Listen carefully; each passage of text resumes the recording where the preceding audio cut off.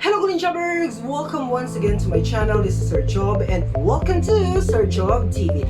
Para sa lahat po ng mga new explorers tsaka newly discovered pa lang po aking channel, please don't forget to subscribe and click the notification bell for you to be updated with my future videos.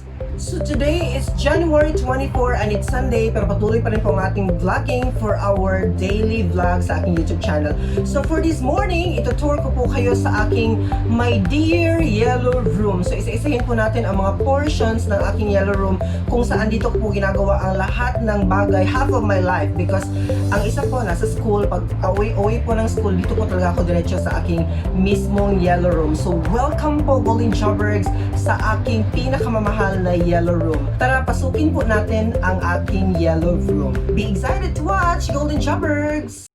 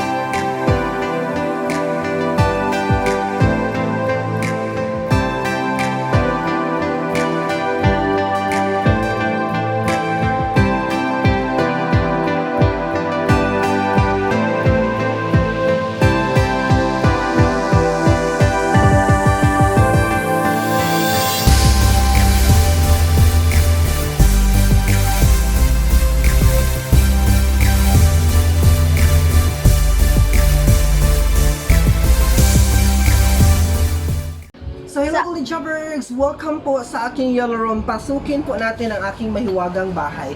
So simple lang po ang aking kwarto, my dear Golden Jobbergs. Ito lang po siya kasimple. So magsa-start po tayo dito sa aking mismong cortina. As you can see, yellow pa rin po ang cortina ko. Okay? So kung titingnan niyo po, this is my window. Yan, ayan. So hindi po naka-screen po siya, so meaning hindi po siya napapasukan ng mga insekto or kahit ano pa man. So, eto po ang aking mahiwagang cortina, yellow pa rin. So, kung titingnan niyo po, Golden Jobbergs, ang aking bedsheet, ito. So, yellow pa rin po ang aking bedsheet na binili po ng aking mother. And of course, look at ang mahiwagang wall fan ko po, or ang nagbibigay po sa akin ng hangin sa aking classroom, sa aking room. So, yellow pa rin po, my dear Golden Jobbergs. And I also have my ring light here. Ito po yung ginagamit ko para at least mag-enhance po ng konti ang ating face while having the video lessons and other things na ginagawa ko po sa aking YouTube channel. So, dito, meron din po akong organizer. Kasi as a person po, hindi po talaga ako very organized as a person. That's a trivia for everybody. Kahit meron na po akong organizer, hindi pa rin po na-organize ang aking mga papers. Look at po sa aking table. So, ang aking pong table, Golden Jobbergs, is yellow pa rin po ang cover niya. Pero matagal na po itong nalagyan ng cover. So, medyo nasira-sira na po. But actually, yellow cover po talaga ito. So, dito ko po nilalagay ang mga basic mga documents na always ko pong ginagamit. So, talagang nag-sacrifice po ako. This is worth, I think, 600 pesos in the market nung binili ko po siya. So, nandito po ang aking mga earphone. Ang earphone ko po is, bibili na po ako ng bagong earphone kasi look at ng earphone po. Sira na po talaga siya, my dear Golden Jobbergs. So, kailangan ko na po talaga siyang palitan. So, here, may mga gamit ako, charger and everything. Dito ko po siya nilalagay sa ibabaw in order for me to easily get things that I wanna use for the day. So, may mga maliliit akong organizers dito sa aking table, and of course, etong mga ID na ginagamit ko. This is my old ID, by the way, nung pa ako sa aking previous school. So ngayon, eto na po siya yung video ko po sa inyo nung nakaraang araw sa aking mismong YouTube channel. So here po sa aking table, may mga significant po na bagay na kinikip ko po talaga kahit anong mangyari. Wala na po akong lalagyan dito sa aking kwarto, pero I just keep this particular things kasi mahalaga po siya sa akin. May mga pictures na naka-frame na hindi ko pa kayang isabit for now kasi walang oras, walang panahon. So So, for now, nakalagay muna siya dito. May mga maliliit na notebook na nilalagay ko rin po dito. And some of my very important things po in vlogging na ginagamit ko. This is my microphone, yung ginagamit kong condenser microphone. And nandito din po ang aking V8 sound card. Nilalagay ko po siya always sa kanyang box kasi nasisira po kasi ang V8 sound card pag na-expose siya sa hangin or baka mabasa siya, for example. So, binabalik ko po talaga si V8 sound card sa kanyang lalagyan. So, I also have here my laptop. So, dito ko po sa area na to, kung nakikita ninyo, this is the place where I am doing everything. No, sa lahat ng mga transactions, sa school, and every documents na ginagawa ko. So, this is the place. Look at the place. Yan. Ito po ang talagang table ko. So, yellow pa rin. Simple lang po ang table na to. And, dito sa baba, meron akong, ibaba yan. So, dito sa baba, meron akong talagang lalagyan ng paa. Yan. Kasi, ang chair ko is ito. Yan. So, ilalagay ko ngayon ng paa ko dito kasi I have meron po kasi akong hyperhidrosis. So, meaning to say, abnormal sweating po sa kamay at saka sa paa. So, definitely, I have to use this rug para at least ma-prevent po yung sweating ko pag naupo ko. So, I am praying na makabili na tayo ng magandang chair kasi ang hirap po talaga ng ganitong chair in editing. So, I'm praying na makabili na ako ng round chair, yung umiiko talaga na upuan. Yan. So, punta tayo dito sa aking favorite area. Ito po ang aking bookshelves na kung saan nakalagay po ang pinaka-importanting mga libro na kinikip ko po many years ago na po.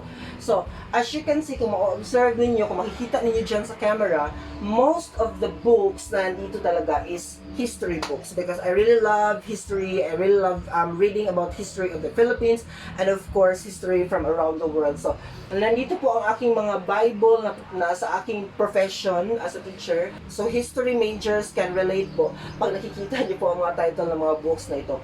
So, hanggang doon pa po yan kasi ang bookshelves ko po is ganito lang po kalaki. Actually, before, hanggang doon po siya. Sagad po siya hanggang doon. Kaya lang, medyo mahirap na nandyan po ako natutulog tapos may libro dito sa ibabaw, baka mahulog sa ulo ko. So, I decided to cut. So, ngayon, dalawa na lang po ang division ng aking mismong bookshelves.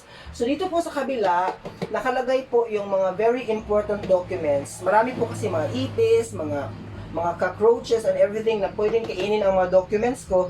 So, I decided talaga to buy, to sacrifice my money na bumili po ng ganitong mga organizers. So, yan po ay, meron pong nakalagay dito, alaya. So, kung makikita nyo po, hindi po ako nag-prepare talaga na dikit or whatsoever. So, nandito po actually ang guide, no? 7 portfolio cases ang nakalagay. So, may guide po ako dito na titingnan. Like, for example, if I'm looking for Rizal and other teaching documents. So, dito ko lang po. Kasi number 4 po siya. So, bibilangin po natin dito sa box. 1, 2, 3, 4. So, automatically, if I'm looking for documents sa teaching of Rizal, andito po siya sa document na to. So, ipo-pull out ko lang po siya and kukunin ko po yung documents na kailangan ko for that particular moment. So, yan po. So, dito po, ito po yung natanggap kong, natanggap ko pong gift nung December. Hindi ko po siya ginamit kasi, po siya, pang travel pillow po ito. And mga mask na of course very needed for our situation today. And I also have here the painting na binigay sa akin ng estudyante ko. Sumiyoshi Sakurako, she's a half Japanese. Binigay niya po sa akin ang painting na ito, which kinit ko po talaga because very nice painting din po siya. So this is the only painting na nilagay ko dito sa aking mismong yellow room. So, I also have here my whiteboard. So, kung nakikita niyo po some of my videos, dito ko po talaga ginagawa ang aking mga video lessons. So, binili ko po ito ng 600 pesos kasi very needed po siya ngayong panahon na meron po tayong pandemya and we cannot have a face-to-face classes. So I decided to buy talaga the whiteboard na dinikit din po ng papa ko. This is worth 600 pesos po in the market nung binili ko po siya. So nagagamit ko po siya every time na meron po akong kailangang mga diagram na ipapakita or mga sketches sa aking mga lessons. So dito ko po siya ginagawa mismo sa aking mahiwagang whiteboard. I'm sure nakikita niyo po siya sa iba't ibang mga videos na nai-publish ko na po mismo sa aking YouTube channel.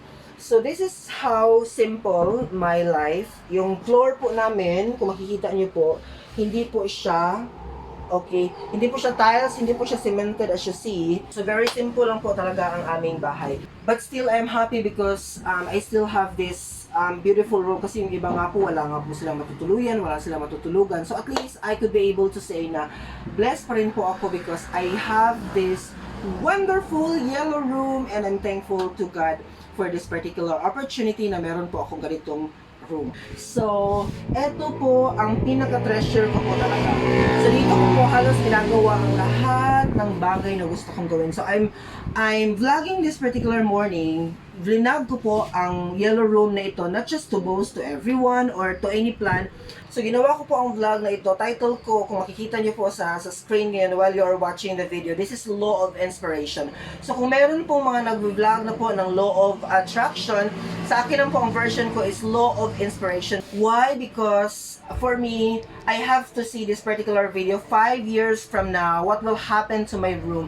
Itong yellow room na pinakita ko sa inyo ngayon, ano kaya ang pwedeng mangyari sa room na ito 5 years from now or 10 years from now? That's a goal, no? Yung iba pumupunta sila sa magandang bahay kasi ginagamit nila as basis. But for me, I just wanna see this video 5 years from now. Ano po ang pwede kong ma-achieve? At ano pa po ang pwedeng mangyari sa aking buhay? So that's how I'm very excited to work hard for my life na ang mga bagay na pinakita ko ngayon sa inyo sa video na ito, mapapalitan po ng magandang bagay sa bunga po ng aking pagpupursige kung ano man po ang aking makakamit sa aking life in the future. So, kaya ko po brinag ito because I just wanna see, no, na gusto kong tingnan kung ano yung mga buhay ko before 5 years ago, kung ano din po ang buhay na mararating ko 5 years from now. So, yan po ang reason why I do this particular video. Sana po nagustuhan nyo at na-appreciate nyo po ang aking presentation sa aking yellow room. This is only an overview to everybody. Meron pa po talaga tayong detailed na vlog for this particular area po ng aming bahay. At saka abangan nyo rin po ang aking house tour na mangyayari din po yan mismo dito sa aking YouTube channel. So maraming salamat po sa lahat ng mga Golden Jobbergs na patuloy pong sumusuporta sa aking YouTube channel. Sana po panoorin nyo ang lahat ng videos that I already uploaded from my particular YouTube channel. Thank you very much for watching. Bye-bye!